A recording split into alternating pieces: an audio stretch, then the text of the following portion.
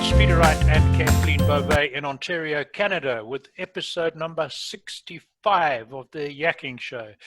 This is where we talk about life, business, and more, and we bring you tips and ideas for the changing world we're living in. We always have an interesting lineup of guests. Today's guest is no exception. But first, it is my job to welcome my co-host, the beauty of the Beauty and the Beast part of this episode. And so let me say hello to Kathleen. Hi, Kathleen. How are you down in Waterloo today? Well, thank you for that intro, Peter. It's very sweet of you. And I'm doing wonderful. It's a very blustery day today, but a lot of sunshine. So you're going to see a lot of sunshine coming through my windows today. And thank you all so much for joining us today. We so appreciate you. And we read all of your comments. So do please keep them coming. And if anyone out there is interested in becoming a guest on our show, please don't hesitate to reach out to either Peter or myself. And you would make our day if you would go and subscribe to our YouTube channel. So thank you in advance for that. And as Peter mentioned, we do have a very special guest with us. I love this man. His name is Wayne Kuhn. Wayne is a real estate broker. He's a member of Toastmasters, a speaker, and now an author. So welcome to the show, Wayne. How are you? Oh, thank you. Thank you. I'm doing well, and I can see you're both doing well. Oh, yes. Thank you, Wayne. Yeah.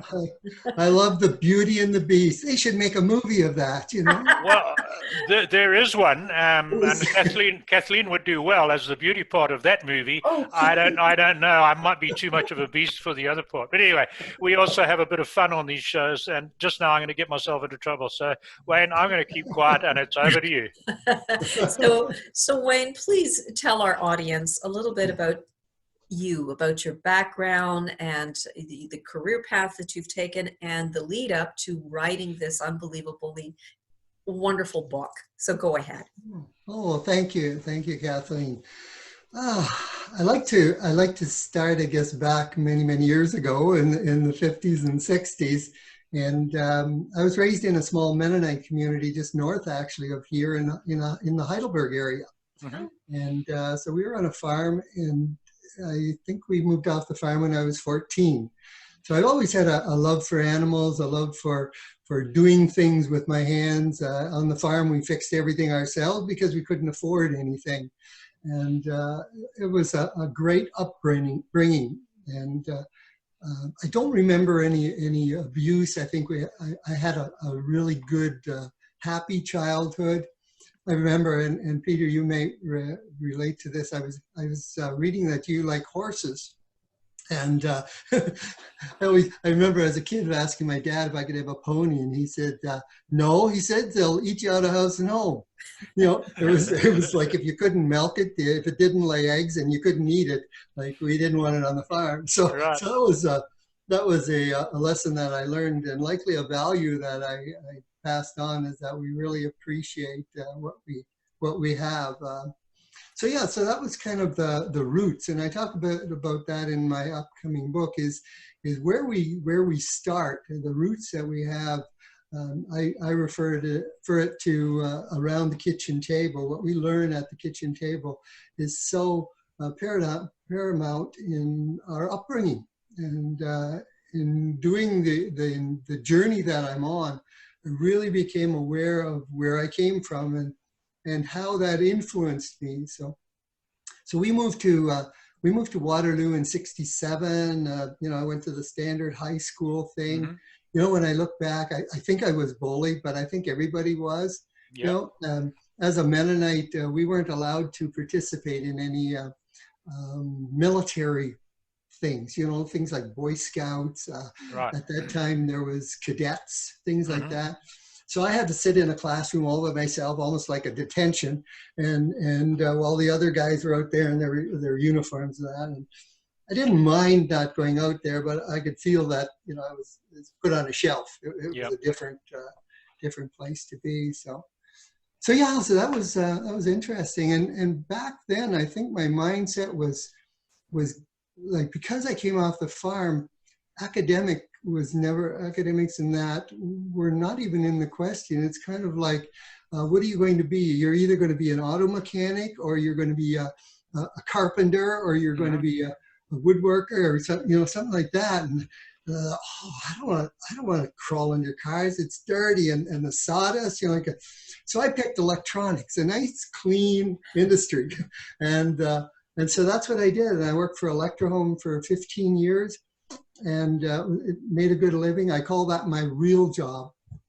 I only had a real job for 15 years. And by that, I mean, I had to go somewhere, work for somebody else, and then I go home at 5 and for the paycheck sort of thing. That to me was a real job. Ever since then, ever since 87, when I got into real estate, I never called real estate a real job. And it was, it's not. I don't know how I could go back and work for a living. It just, it's not there at all. So yeah, so it was very interesting. And then from real estate, you, throughout the years, you've been actively involved in Toastmasters, and we'll get to that in a moment. But so you've gone from real estate, and you are currently still doing that, and then now into being a speaker and a writer. How did that progress? Well, it's interesting. When I worked at Electrohome, I think I had a desire for more connection with people. Like sitting in front of the computer is not my thing. I tend to be more of a social person. And I think what happened, what I realized is that I was doing things outside of my work to connect with people. Then I'd sit in for 8 hours and sit and program computers and, program testing and stuff like that. And I had an opportunity in 87 to escape from that. And I think I did it. Backing up a little bit, I had an experience with one of the, I don't know if you remember the 80s, there was a major multi-level marketing movement then. And I got caught up in that, and I was exposed to all the basics, the Think and Grow Rich, and how to win friends and influence people. And all the basics I had there, and I knew there was something there, but I wasn't sure what to do with that. And I knew inside of a Electrohome or inside of a factory is pretty hard to let loose. And so the real estate, what I always say, it offered me 4 things. First of all, real estate gave me a chance to earn all the money in the world. Like realtors have a chance to make obscene income. I shouldn't talk like that because realtors deny it, but they do. It's good. It's good money. I can get up when I want. I can do what I want whenever I want, and the product is friendly. I had trouble with multi-level marketing because the products always, I never fell in love with anything. But real estate, like I can go into a room and people know I'm a realtor. They'll come up to me and say, how's real estate? Oh, what do you think my house is worth? That sort of thing. It's like they don't run away from you. They start chewing at your brain and picking at you, sort of thing. So I knew it was a friendly product. Everybody has to live somewhere. So that was an easy sale. And last, the 4th thing was people. It allowed me to connect with people, be with people, work with people. And to me, those are the 4 things that said, this is perfect. It's a perfect fit. There's nothing else I'd rather do. And that's the way it was for likely 30 years. Wow. Up until about 5 years ago, a light bulb came on, and then a new journey started. Wow. When I got to jump in there. You make real estate sound lovely, and I'm sure for some people it is. I've never sold real estate, but I did spend a year or 2 in life assurance, and the failure rate in life assurance and in real estate is colossal, right? Very few people get the success that you got, and I think I can't remember the statistic, but a huge number of realtors, and I'm not being sexist here, but a lot of them are married women who are looking for an additional income, are lucky if they sell a house every few months, so they don't really make money. What's the difference? Why do those few people in real estate and in insurance do well and the vast majority don't? What's the key? That's a very good question, Peter, because that's a bit of what I address in my book. Good. Why are some people real successful and other people just getting by? because the truth is that, and I write in my book, I came out of the real estate class in 1987. There were 28 of us. And right now, I think there's 3 of us. Now, some have retired, but there's 3 of us, and they didn't last. So yeah, the fallout rate is huge in real estate and in many of those. And so I always felt fortunate that I hung in as long as I could. Is it perseverance? It is, and to me, we think it's skill, we think it's knowledge, and that's what the industry tells us. But they don't tell us it's mindset. It's do you have a desire? Do you have a goal? Do you know what you really want? Because here's a vehicle that'll get you whatever you want. But if you don't know what you want, then how can we help you, sort of thing. And that's why you see, successful teams making millions of dollars in real estate, and other people, like Peter mentioned, hey, I tried it for 4 months and it just wasn't for me. I want to ask them, well, what is for you? Like, what is it that you really want to do? So that's what I cover in my book. I cover the morning routine. I call it the hour of power. Like, as a realtor, if I get up and if I don't know what I'm doing, like if I get up, say, well, okay, what should I do? Maybe I should phone John and say if he wants to sell his house. And then I'll go have a coffee, and like, you can dinker or fool around all day, call yourself a realtor and not do a thing, and go home. And guess what? They don't care. Nobody cares. Nobody cares. Nobody cares. Yeah, there's no accountability.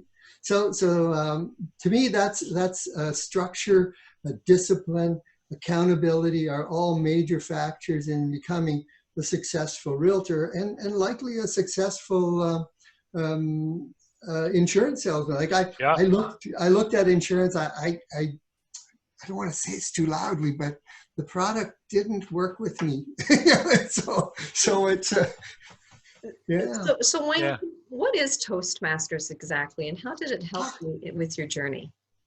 Yeah, I joined Toastmasters in 1993, and I always had, when I was in the multiple level marketing guru sort of thing. We had a little organization. We used to go down to Columbus, Ohio, and see major producers. They'd walk across the stage, and they'd have their suit and tie on, and I used to watch them, and I said, I can do that.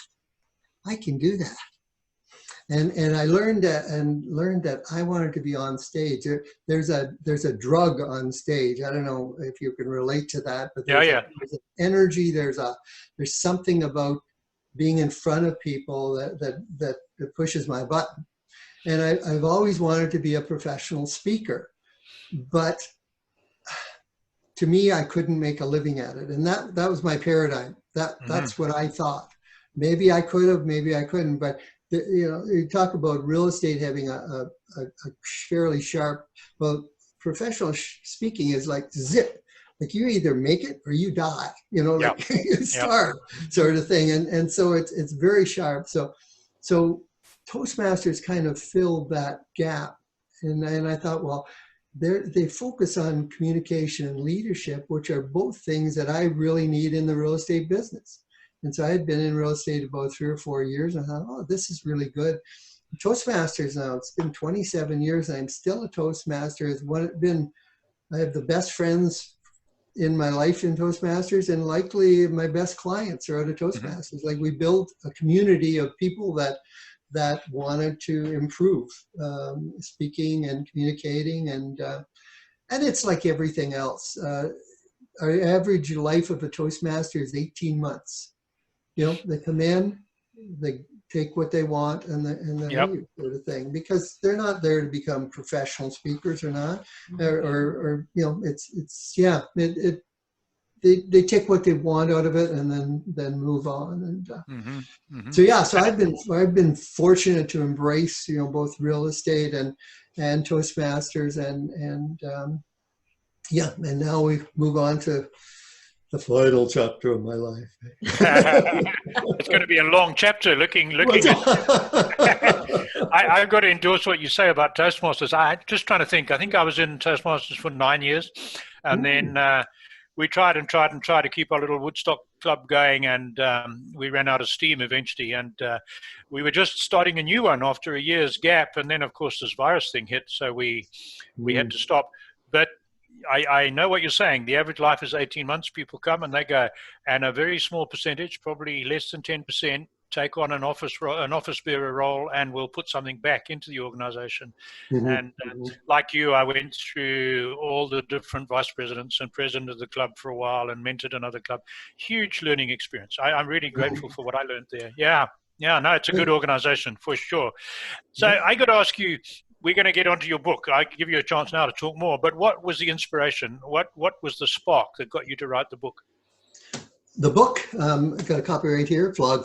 The book is called It's Time to Recharge. And what happened is, I guess about 5 years ago, I took a course with, it's called Thinking into Results with Bob Proctor, which is off of Think and Grow Rich. It's all in the same realm. And I sat down with one of the trainers, and they said to me, Wayne, what do you really want to do?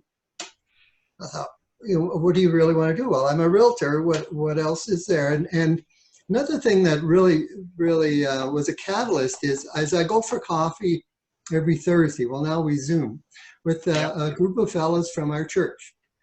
And these guys are all retired. In fact, some of them are over 90. Wow. And I'm sitting here, I'm 68 years old, and I'm looking at these guys that are 90, and I think, holy crap, Wayne, you've got 20 good years in you yet. Yeah. We better figure out what's going on, because if I don't do real estate anymore, what am I going to do? And this voice kept saying, well, what do you really want to do? And I reached back to that point where I said, I really want to be a professional speaker. That's what I really wanted to do. But you put it on the shelf because it really, maybe you thought you couldn't do it. So if somebody said to you, Peter, what do you really, really want to do? If you had all the money in the world and all the time in the world, what would you really do? And that's that question came to me, and I thought, yeah, I want to be a professional speaker. So writing the book was not in my scope at that time. I'm not well read. I'm not a person that reads a lot of books. I only read nonfiction, and so I thought, oh, writing a book, this is my spelling sucks, and everything else is just not my thing. But then I learned that I have a lot to share with people, and just to do it from the stage, you have limited amount of time. And so I thought, well, what if I put some of it in a book? And that's what I did. And my hope is that this book will open some doors to more speaking, and will help people. And eventually, I've done some workshops with it, and I want to expand on that and kind of spend the next 20 years just passing my secrets. I don't want to call them secrets, but what I've learned in life on to people that are just getting started. And I found that real exciting is when a brand new realtor comes up to me and asks me questions that I think are routine. Like there's people out there, like you mentioned about the podcast, people out there don't have a clue of what you do. And if you teach them just the simple basics, they go, wow, and if you're like me, when you can help somebody else like that's drugs, right?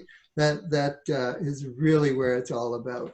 And so that's where the book came about, is just a vehicle that I can share my stories with them. I talk a bit about my childhood and about the kitchen table. I talk a bit about what's in your box, what's in your paradigm.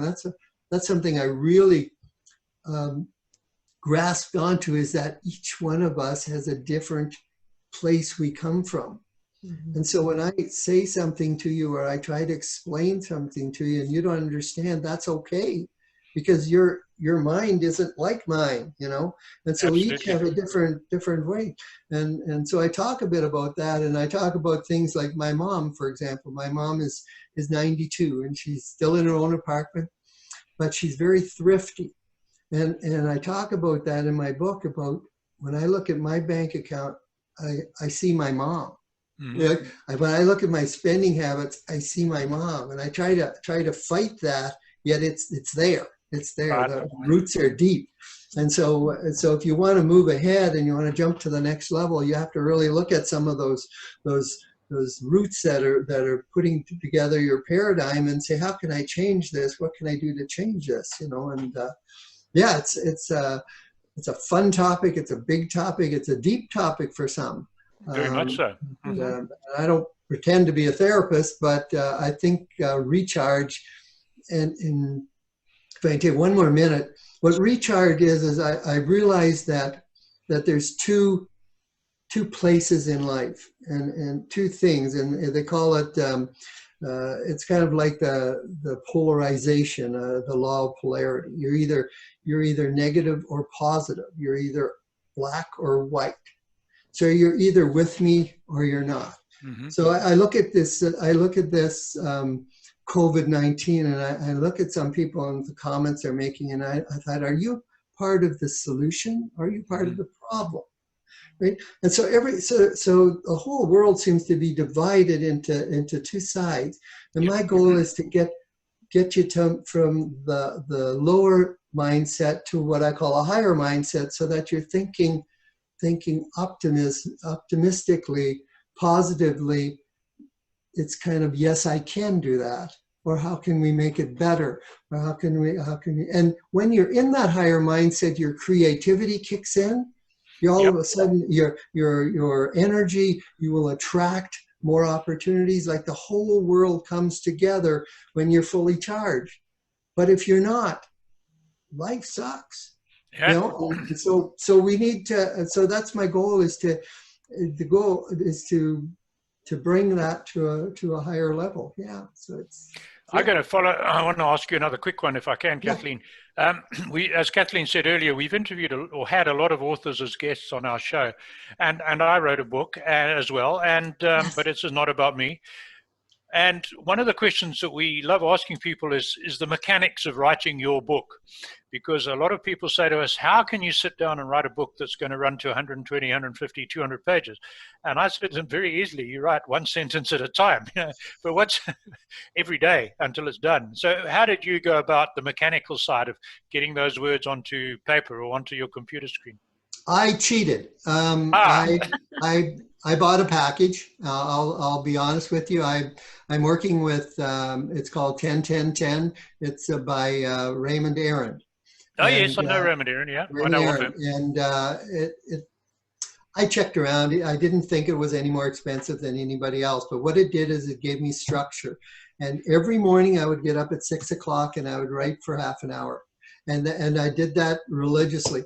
And what I did before that is I said, okay, I'm going to take 10 to 12 chapters. Now, what would these chapters be about? And so you kind of build it in your head. And then under each chapter, I wrote 6 bullet points, things I'd talk about. So now all of a sudden I have 12 chapters. I have 6 bullet points. 12 sixes are 72. So Right. if you write a full page 72 times and you double it, you've got your book of 150 pages. And so that's kind of the mechanics of it. I had to throttle it back because the book could have been 300 pages, right? I know. So you pull it back and think, okay, is this really relevant? Is this going to help somebody? And what do I want to put in? And so I put things in that I thought you can take some of my lessons, you take some of this information and do something with it right today. And start making it better. So yeah, so that's the mechanics of it. Yeah. If I had to do it again, I have those tools. Yeah. Absolutely. What you said right at the beginning, what I found in my experience and talking to a lot of authors is the discipline. Get up at the same time every day and write for the same amount of time or the same number of words every day. No excuses.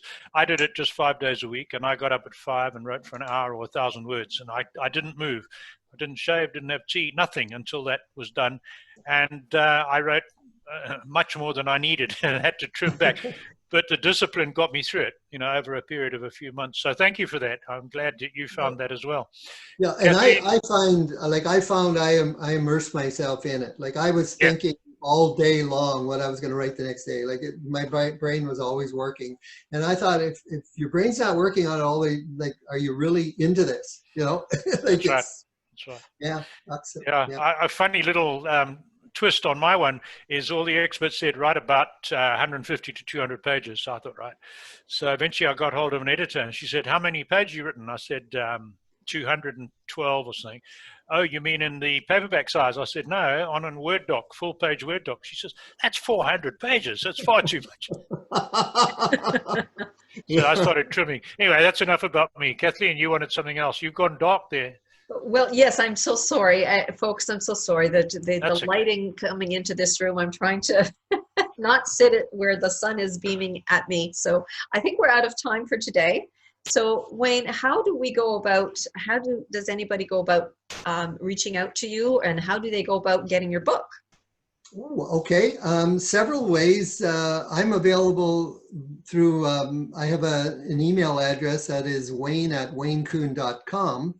That's my email address. And as we speak, I'm launching a new website that is actually the title of the book. So if people type in, it's timetorecharge.com, you'll take it right to now that may be a week or so, but it's ready to fire up. And from there, you can go to Google and get me and connect quite well there. So yeah.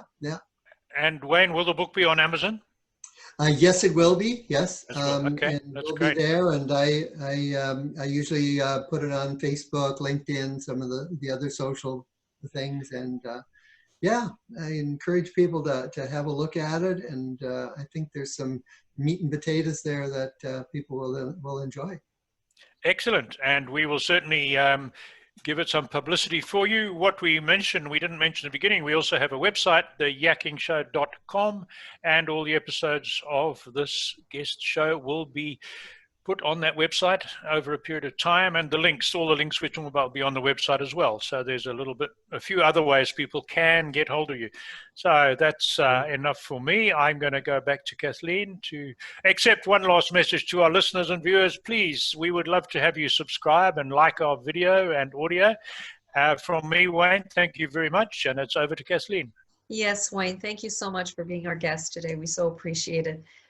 And thank all of you for joining us, and we so appreciate your comments. So once again, please do keep them coming. We read all of them, and if anyone out there is interested in becoming a guest on our show, please don't hesitate to reach out to either Peter or myself. So until next time, stay safe. Bye-bye, everyone.